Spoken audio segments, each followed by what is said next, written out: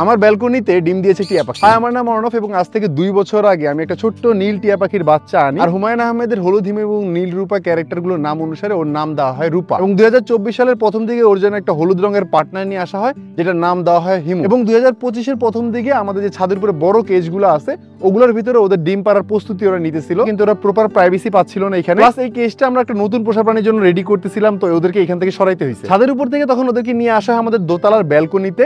এখানে আমরা আমাদের পুরো ব্যালকনিটাকে একটা খাঁচায় রূপান্তর করছি। এই ব্যালকনিটা যেহেতু খুবই ছোট, এটা খুব একটা কাজে আসতো না আমাদের, কিন্তু এখন যেহেতু আমরা খাঁচায় রূপান্তর করে দিছি, আমাদের টিয়া পাখিগুলো এখানে খুব আরামে আছে। আর আজকে বেশ কিছুদিন ধরে আমরা ওদের ভিতরে বন্ডিংটা খুব স্ট্রং দেখতেছি এবং আমি গেস করতেছি যে হয়তো আমরা ভিতরে যদি চেক করি তাহলে আমরা ভিতরে ডিম দেখতে পাবো। যেটা ভাবতেছিলাম সেটাই মাশাআল্লাহ আমাদের টিয়া পাখিগুলো ফর দা ফার্স্ট টাইম ডিম দিছে। আমি শিওর জানি না টিয়া পাখি কতগুলো ডিম পারে, এটা হয়তো প্রথম ডিম, হয়তো আরো 2-4টা ডিম পারতে পারে। আপনি যদি জেনে থাকেন তাহলে অবশ্যই কমেন্ট করে জানাবেন। প্লাস আমাদের হলুদ এবং নীল টিয়া পাখির ক্রস ব্রিডিং এ কি কালারের টিয়া পাখি আসতে পারে সেটাও কমেন্ট করে জানাবেন।